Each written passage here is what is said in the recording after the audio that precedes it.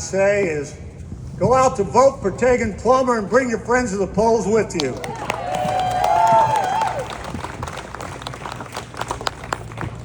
It is my honor and pleasure to introduce to you a dude who told me he needed 2 hours to talk about the Trump family's cartel, fraud, and corruption. Yeah. Sure. But he only gets 10 minutes today. So put your hands together for my good friend and kind of a close family member. That's Dr. Aaron ScuIly. Let's hear it for him.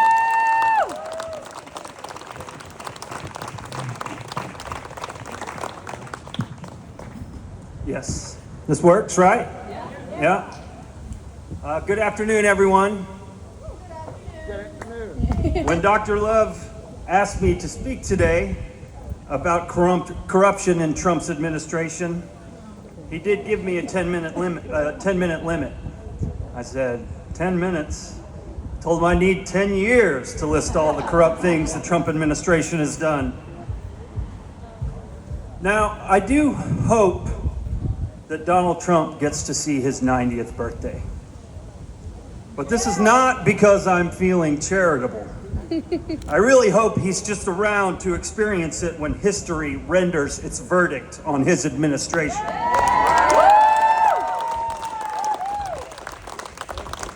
And if I had my choice, prison isn't even the punishment that I would choose, although that probably wouldn't be a bad choice. I'd rather make the entire Trump family live in a duplex somewhere in middle America. Make them teach school, make them wait tables, make them mow lawns, make them work a real job. Figure out how to pay rent, afford groceries, and save for retirement.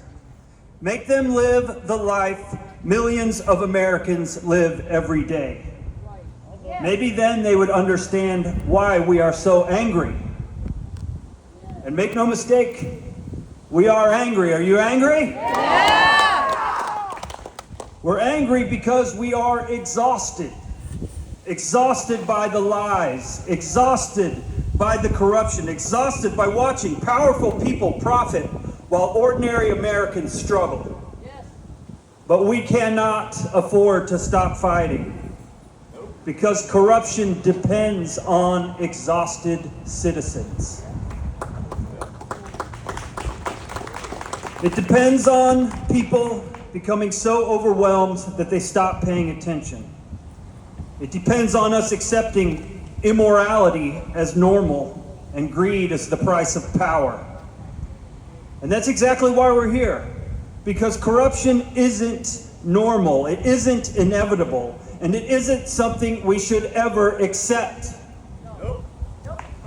Now, way back in 2015, Donald Trump emerged as the Republican nominee. And story after story emerged about the way he conducted business. Long before he entered politics, Donald Trump built a reputation abusing other people's trust for personal gain.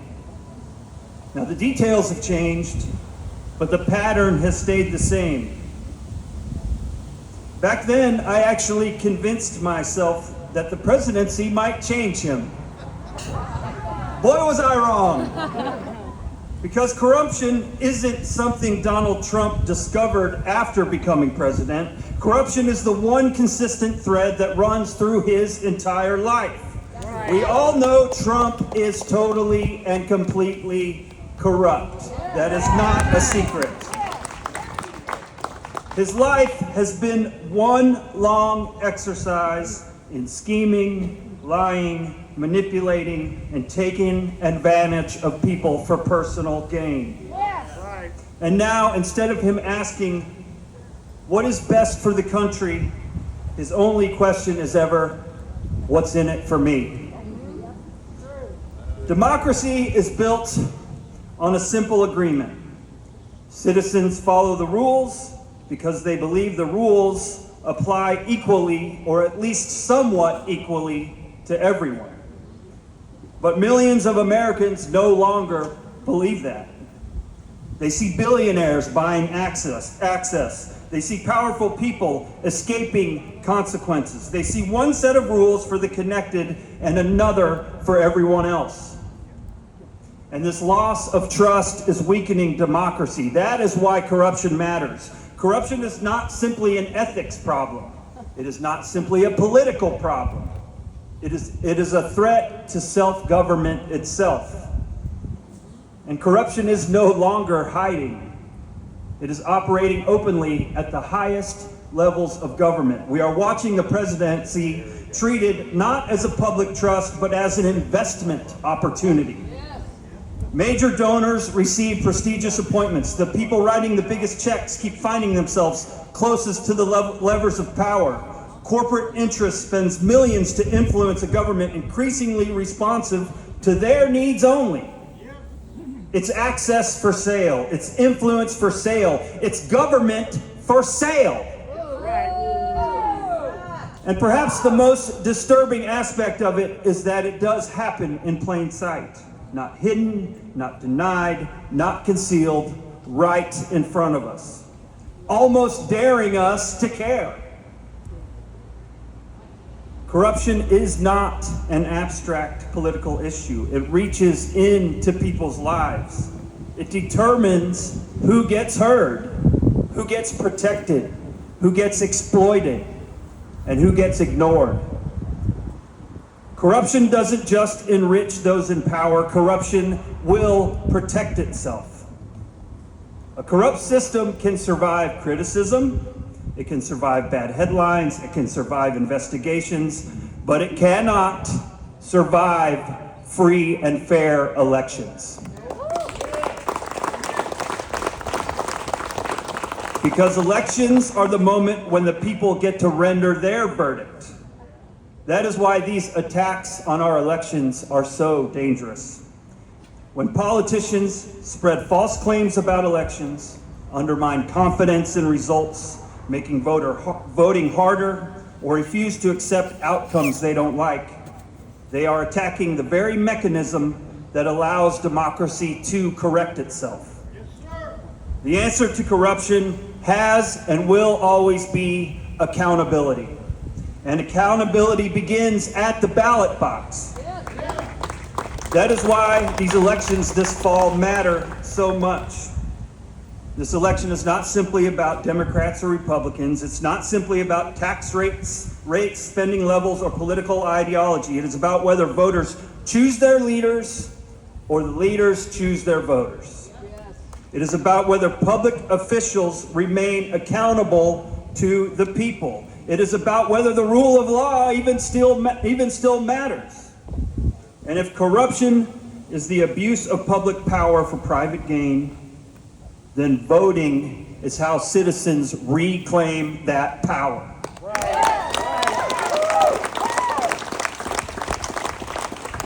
There's something else that we do need to understand. Something that took me a little while to learn. These people are not going to save us from themselves. They are not going to wake up tomorrow and discover morality. They are not going to surrender power just because we asked politely. They are not going to stop because we expose them, and they are not going to stop even when they know that we are right. They will stop when we beat them. We only have one option. We have to win. Because corruption never voluntarily gives up power. Because democracy requires accountability. And accountability requires power. We must take that power back through elections, through organizing, through speaking out, through showing up, and through voting. Then we must use that power to strengthen our democracy and rebuild the guardrails that corruption has weakened. Corruption never stays contained. What begins in Washington eventually spreads outward. That is why this fight matters so much, not just because of one president, not just because of one administration, but because we are deciding what kind of country we want to be. A country governed by laws, or a country that is governed by whoever is powerful enough to ignore them. The American experiment has never depended on perfect leaders. We've never had it. It has depended on strong institutions and citizens willing to defend them. And that is why we are here today, not because we are angry, although we are, and not because we are exhausted, although we are. We are here because we still believe in democracy. We still believe in accountability. We still believe that public office is a public trust. We still believe that government belongs to the people. And this fall, we have a choice. We can complain about corruption, or we can defeat it. We can shake our heads, or we can organize. We can surrender to exhaustion, or we can fight.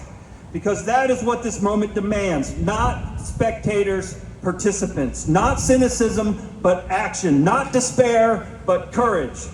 I am tired of watching powerful people treat our tax dollars like their own personal piggy bank. I am tired of watching billionaires buy influence while working families struggle. And I am tired of watching people tell us that nothing can be done. Something can be done. The ballot box is still ours. Our voices are still ours. Our democracy is still ours. But only if we show up and defend it. Speak out. Organize. Show up. Vote. Win. And when we win, let's build a government worthy of the people it serves.